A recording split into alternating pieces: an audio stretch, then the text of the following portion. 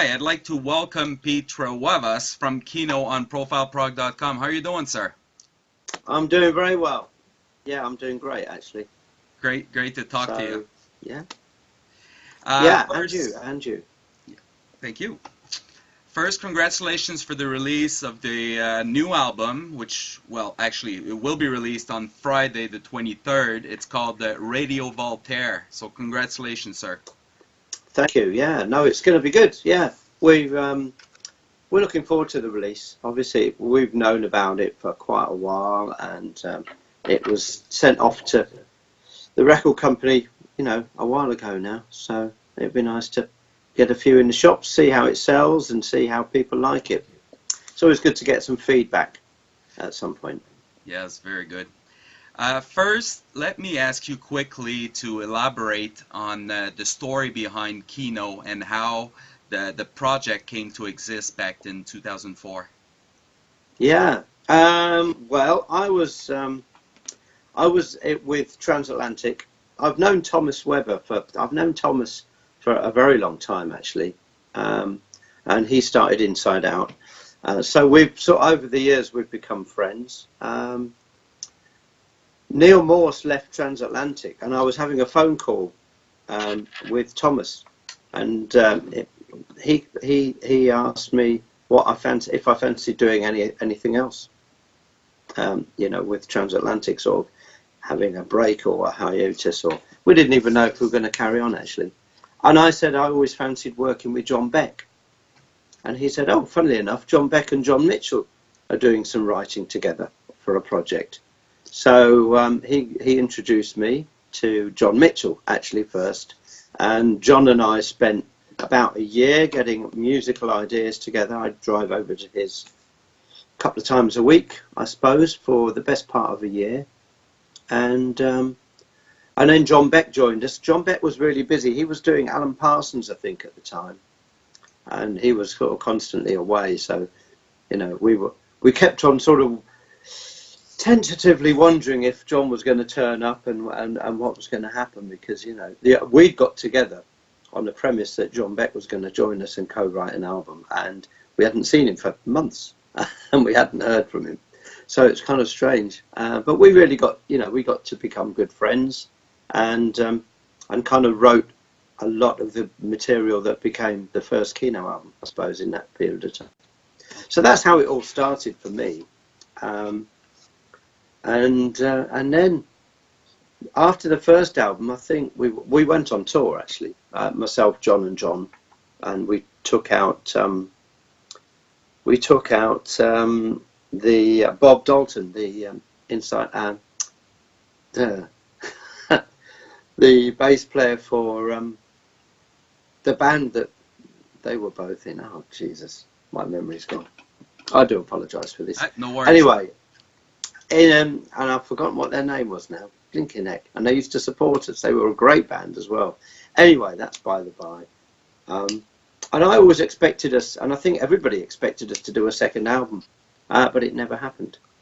So until now, of course, which I've just broken a pen while I was frantically trying to remember the name of that band. It'll come back to me later. We'll get back to it.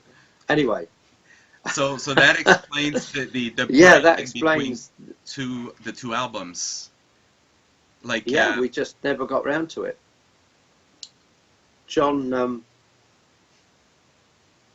Mitchell became a member of the band, whose name I can't remember now. Jesus, this is so stupid. And they had a great single called "Calling All the Heroes." I remember back in the early '80s. And I don't remember the name as well, but I know. Yeah, you know the band I'm talking about. It'll pop into my head, I'm sure. And and I was busy with Marillion, and Transatlantic got back together, and I started a new band called Edison's Children, which has done 2 albums.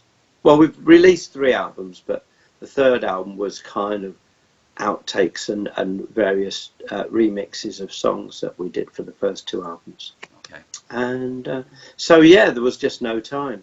And then more recently, middle of last year, John tentatively asked me if I fancy doing another album. And I said, yeah, sure, yeah, that'd be great, thinking that we would do it sometime this year. And then I was told what the schedule was if we wanted to release an album on Inside Out. You know, because record companies, even these days, well, probably more so than they did before, they have very tight schedules for scheduling things and putting things together.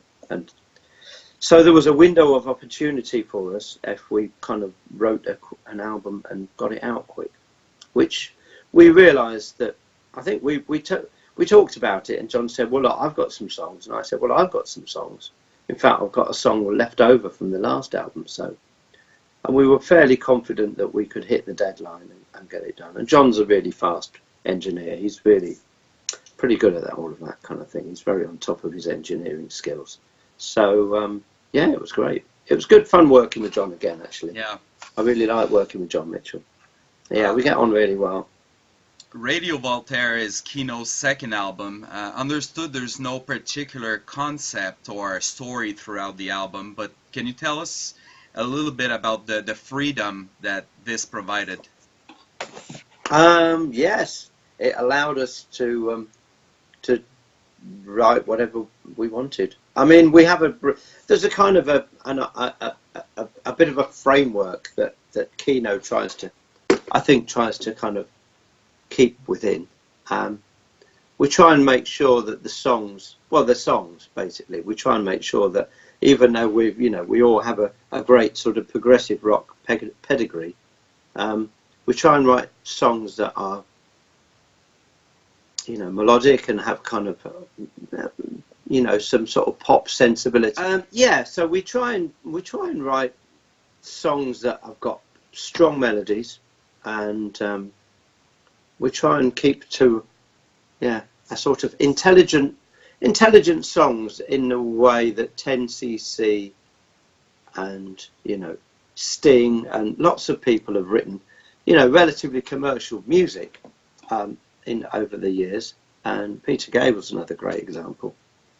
But of course, when people think of commercial music, or when progressive readers and fans think of commercial music, they tend to think of it as being a sort of a cheap kind of product that is just manufactured and sold to the masses.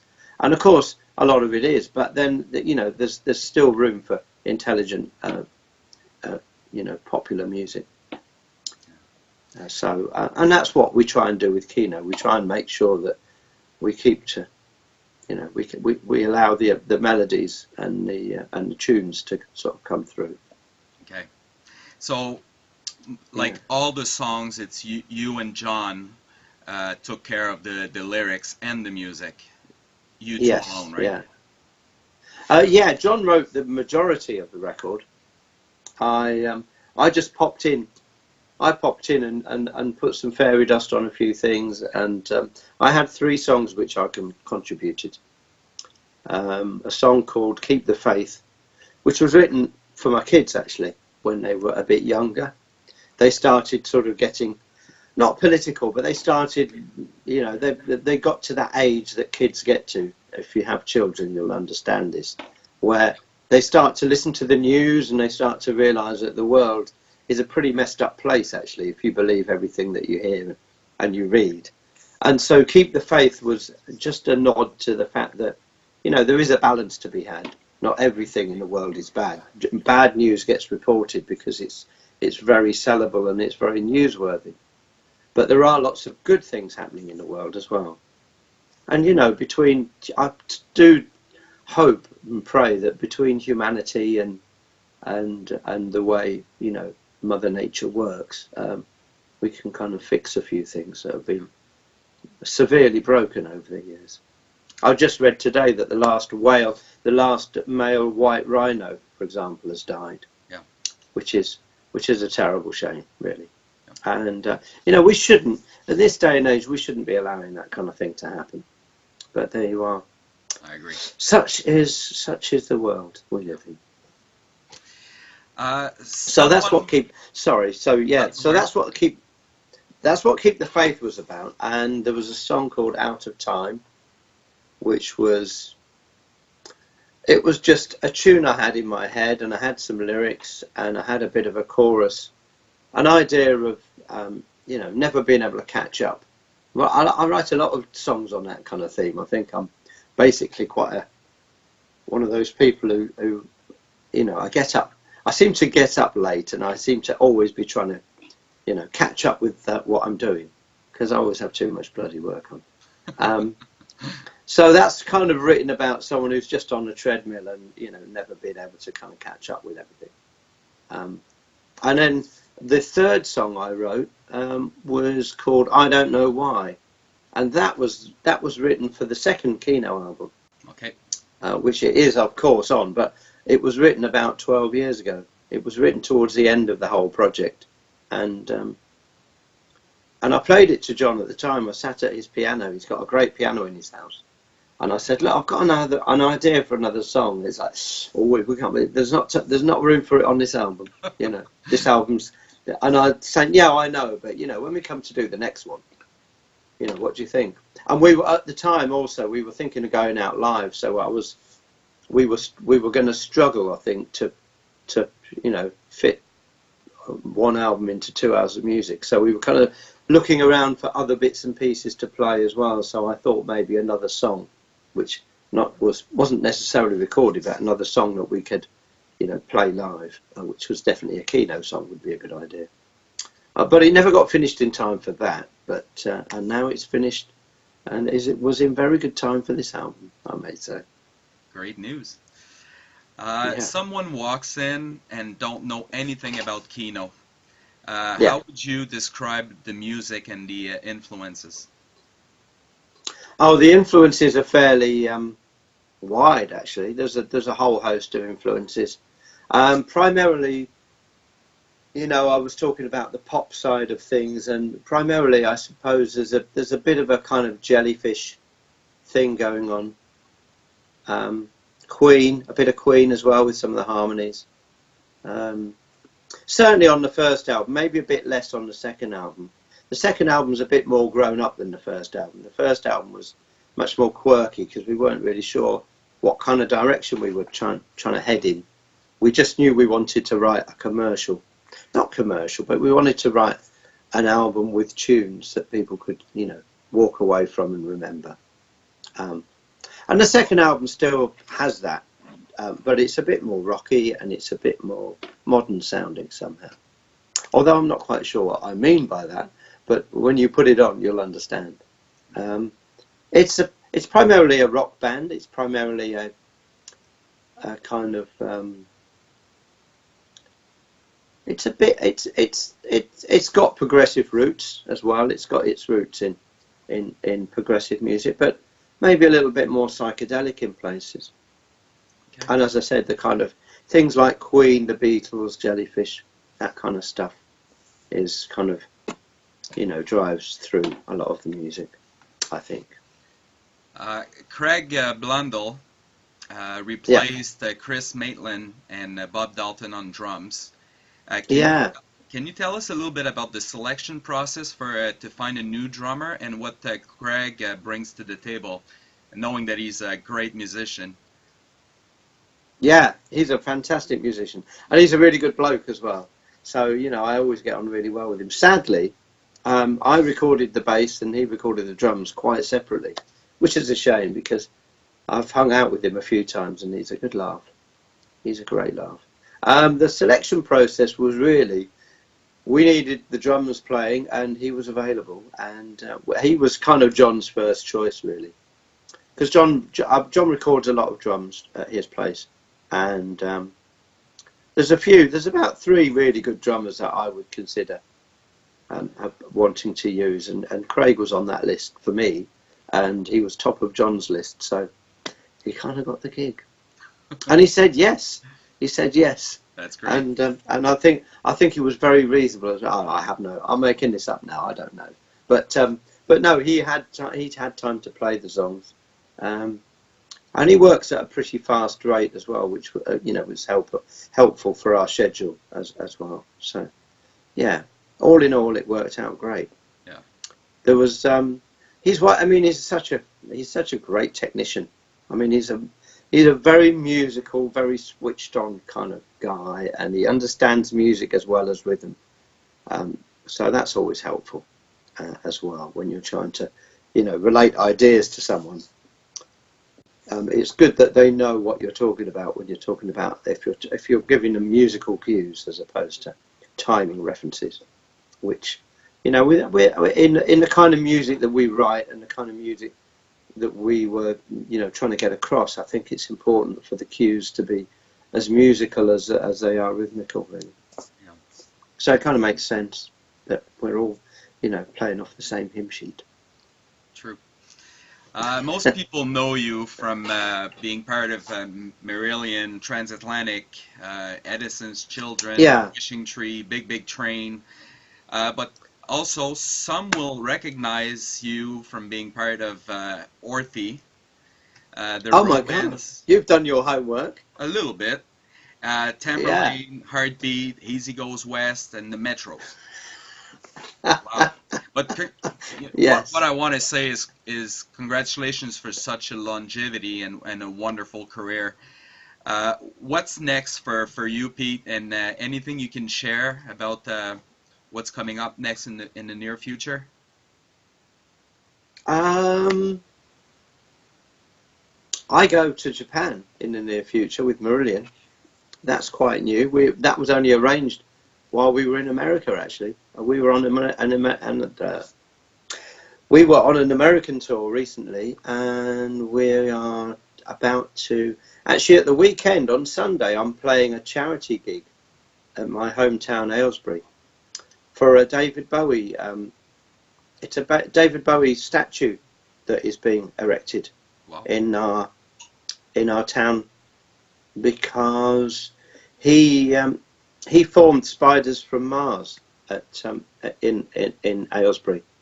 He used to play a lot at a rock club called Friars, which I've played at as well, actually, funny enough. But back in '72, he originally used to play as a kind of a folk singer, guitar and voice, and then he gradually brought a few other musicians on stage with him from time to time, and the band he kind of got together to be his backing band famously became the Spiders from Mars, and that all happened in Aylesbury in 1972. Wow. At a rock club called Friars, and because of all of that, and because of the history, and so the song 5 Years, if anybody knows the song 5 Years, there's a line saying walking through the market square, and that relates directly to the market square in Aylesbury, because he was staying at a pub called the Bell, and he was walking across the market square to do his sound check, presumably, and everybody was looking rather miserable and as if they only had 5 years left to live, because Aylesbury can do that to you sometimes if it's raining.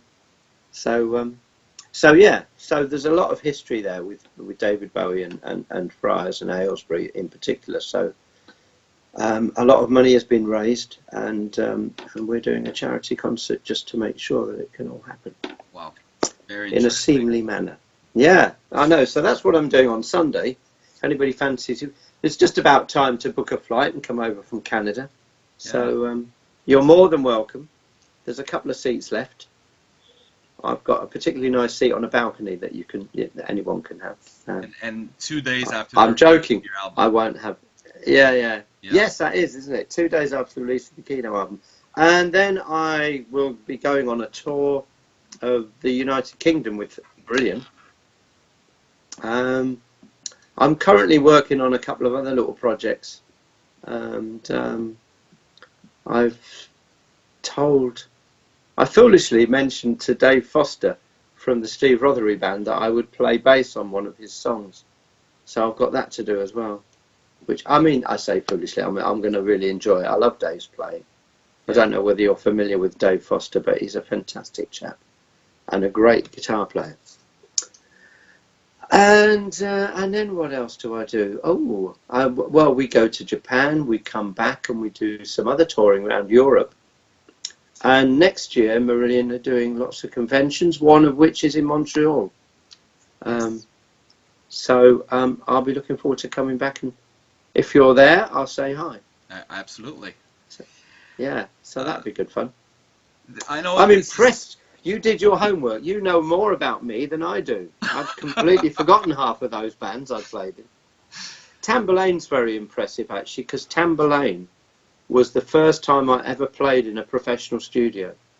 I was very good friends with the two singer-songwriters from Tambolane, and they were a folk band, actually. They were a folk band, and originally there was about 6 of them. They used to have, and they had a bass player, and there was four acoustic guitar players, and they used to do this very intricate stuff where they'd all be playing very slightly different parts, and it would all kind of interweave and intertwine, and it was lovely. And they got signed to a music publisher called Chappell's of London, and they were doing some recording sessions, and they needed a bass player because their bass player had gone off to form a pop band. The shame of it, really. But so they asked me, they invited me, and I was about 16 years old at the time. Wow. But I did have a bass guitar. I only just had a bass guitar, but I did have a bass guitar. It was an old Fender Mustang. And so I went to their studio in London, Chappell's demo studio, I suppose it was, and this producer came along and was, I thought I was quite good on the bass until he said, "Oh yes, I need you to do that, and I need you to do this, and can you just play more like this, and can you just play more like that?" And I was thinking, God, I'm gonna have to learn how to do all this properly, aren't I, if I want to do this as a career? And anyway, it must have been quite good because we went to Rockfield and did some more recording, and that was my first break at all in the studio. First in London and then in Rockfield, which was at the time, I mean, it was an immensely famous studio at the time. Dave Edmunds and all sorts of people. And Nick, what was his name? The guy who did I Like the Sound of Breaking Glass. Nick Lowe, that was it. Bass player Nick Lowe. They both famously recorded at Rockfield, along with Jimmy Plant and all of that lot, Plant and Page and everyone. So, yeah. It was impressive for me to go into a proper studio, see it all. So, yeah. I know it's not an easy question to answer, but how would you compare today's progressive rock compared to the early 80s? Like, how did it evolve, and like, did it become more healthy, or like? Probably. I think anything. I mean, the thing about the 80s is that, and it's very easy to forget about the 80s, and it's and what we did actually, because I don't often blow, Marillion's trumpet, but we were the only band of the 80s, and it was a progressive rock scene, but it was it was a bit weak. There was a few bands here and there, and there was bands from the 70s.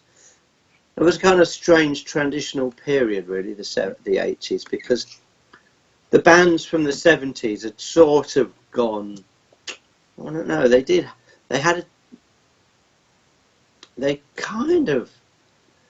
a lot of those bands either stopped being as creative or stopped altogether recording for a time, because punk seemed to obliterate everything. Yeah. And stop a lot of people even knowing quite what to do and how to be perceived by them. The modern record company started to evolve as well, which didn't help. It started to become accountancy driven, and there's lots of these young lads who brought punk bands and indie rock bands to record companies, and record companies, like record companies are, they didn't quite know what to do about it all, but they thought, well, we'll sign these and see what happens. And of course, punk became its own thing. Well, it did in London anyway. It didn't really happen anywhere else, really, in the same scale. But we were the only band from the 80s to get signed, or we were the first band from the 80s to get signed to a serious record contract. and be looked after as well. Yeah. You know, there was a couple of bands. It Bites, that was the name of the band. It Bites. Now It Bites followed us and got signed to Virgin, and John Beck was in It Bites, and so was Bob Dalton, and an amazing guitar player who left It Bites a bit later on, called Francis Dunnery, who now lives in America, funnily enough, and he was a phenomenal player and singer, and he had a great bass player as well. They used to support us, and they were by far better. They were better than we were. I used to watch them at the side of the stage and think, my God, we've got to follow this lot.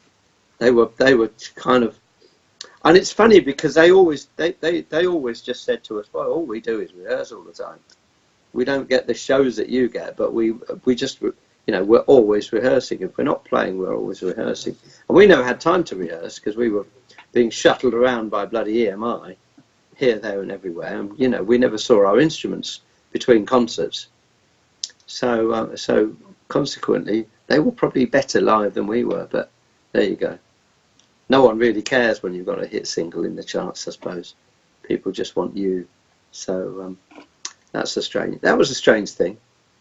Where were we? What on earth was I talking about? I've forgotten what we were talking about. We're talking about the difference between the 80s and oh yeah, and that's today's right. So progressive. we were, yeah. I mean, it was healthy, but it became healthy because we got signed to EMI, and you know, we had a couple of things in the charts, and there was a bit of a following. We had a very big following in the north of England, and funnily enough, in the rock clubs as well. You know, people who liked Motorhead and Iron Maiden seemed to like what we were doing, because there was a bit of an energy, there was a bit of an anger and a bit of an energy to what we were doing, and I think that went down rather well with the young kids and of the time, you know. So we started to, and then we had a hit single, and then people started to think, oh, actually, there's mileage in this, isn't there? We better look round for our progressive rock band, you know. Yeah. So more bands got signed, you know. And that was, you know, one good thing that we did. We kind of held, you know, kept the torch alight for a little bit. Yeah. I think in this day and age, because we had such a long career, and quite a few other bands have as well. There's a lot of younger bands that they might not tell you that they're progressive rock bands, but there's a lot of you know, things that people do in music now which wasn't allowed back in the day. Yeah. You know, short songs had to be short and concise and simple, and these days they don't have to be so much like that. And you know, bands like Elbow, for example, and Keen, and there's a whole host of other bands that are a bit more progressive. And you know, even bands like Radiohead, there's a lot more going, particularly with OK Computer, which you know, came out a year after Brave did. We were both on the same label, so yeah. You know, I just think we helped a lot of people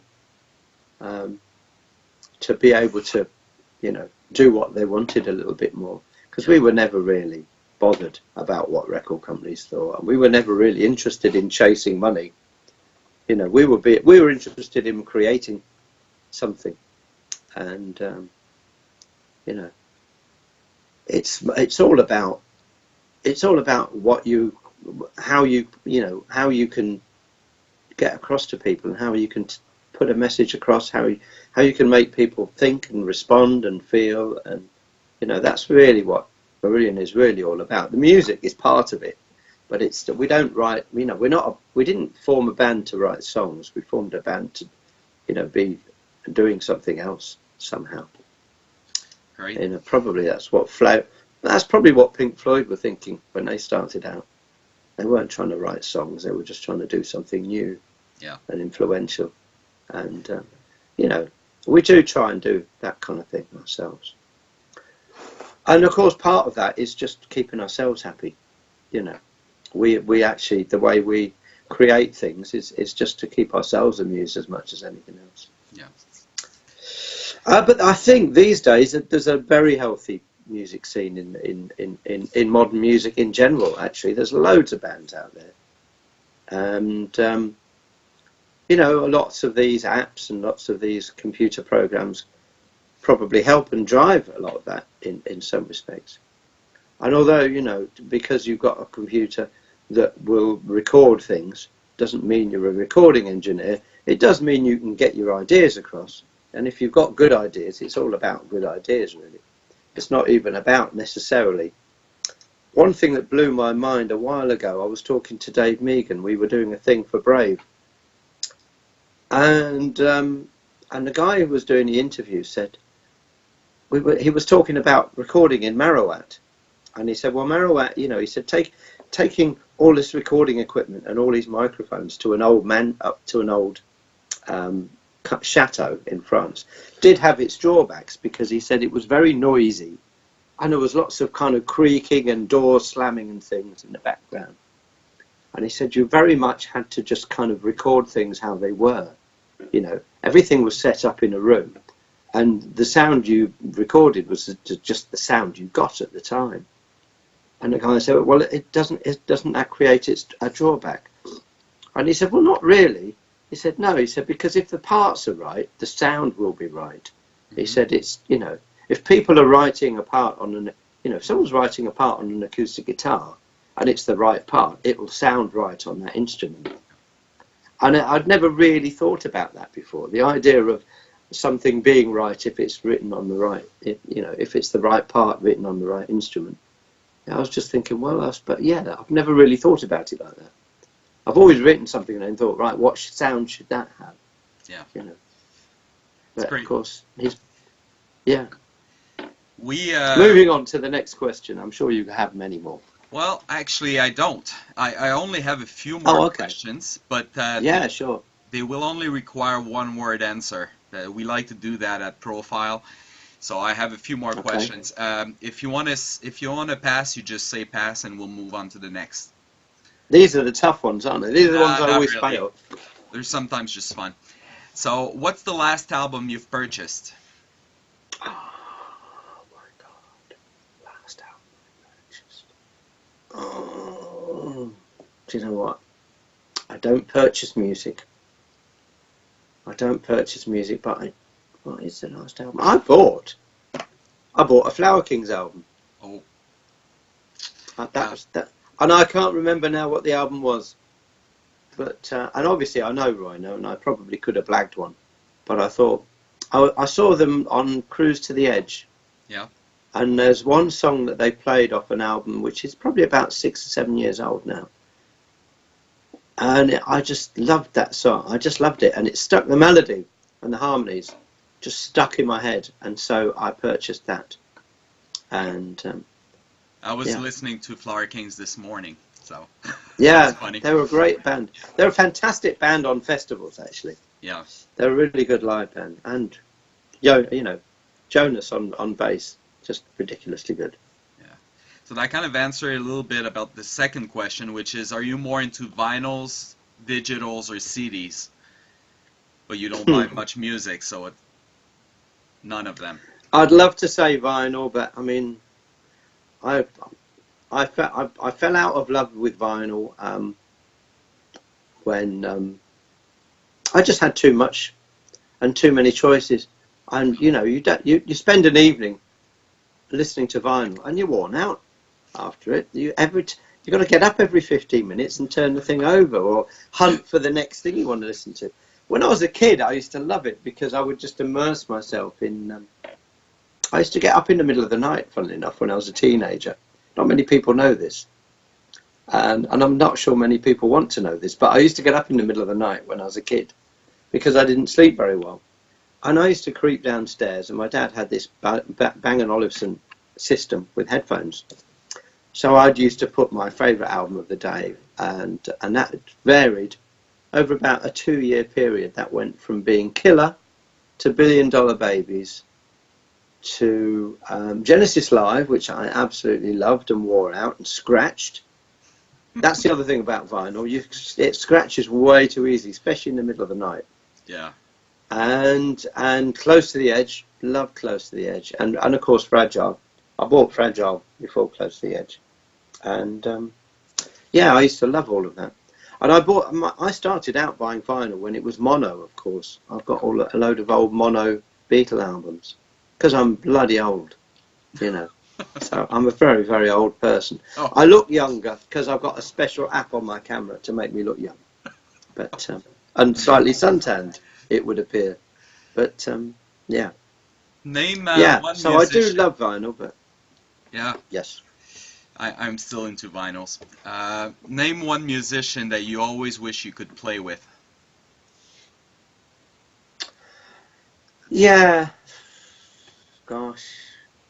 Who would that be? I guess that would be Paul McCartney. Still. I was a massive Beatles fan, and I probably still am. I just recently discovered those deconstructing the Beatles things, Okay. which are amazing. I think where there's a lecturer who sorry, that's an alert on my phone. There's a lecturer who did a series of lectures. Funnily enough, he's a music producer, I think, and film music writer. And he goes through the recording process and how they used to, because obviously they recorded it with very primitive equipment. So he breaks down how they used to do it, and you know, Okay. and how they got the effects they got, and it's mind blowing. What's your favorite bass guitar that you own? My favourite bass guitar is, oh, what is it? Oh, I've got a few. My favourite, I suppose, is probably still my first mono. I bought a 4001 Rickenbacker, which is a mono version of the stereo Rickenbacker, the famous body shape that Squire and everybody used, and McCartney. But I could only afford, well, I bought it, a mono version of funnily enough, the bass player who was in Tamburlaine before I was in Tamburlaine, the chap who went off to be a pop bass player, and I bought his old bass off him. And I'd never had a proper bass guitar before. I'd only ever had my first bass guitar. Didn't even have a name. I bought it for £21, brand new, Wow. which was nothing in those days. And so, for about 6 months, I slept with this bass guitar. I was only 15 at the time, okay, but I slept with this bass guitar next to my bed with the case open, so that in the morning that's how much I was in love with music at the time, and all things to do with playing. So yeah, it became a surrogate girlfriend. Great. Yeah. What's your favorite track on Radio Voltaire? Yeah. Well, I wrote 3 of the songs, so I'd better not say those, had I? God, Edelweiss, I guess. Okay. I think that's a fantastic song. It's kind of John at his best for me, I think. It's a great song. 2 more questions. 1 word to describe Radio Voltaire. Oh. 1 word. That's tough. Amazing. Oh, love it. Love it. And how long are we going to have to wait for a 3rd KINO album? Yes. 5 years, maybe.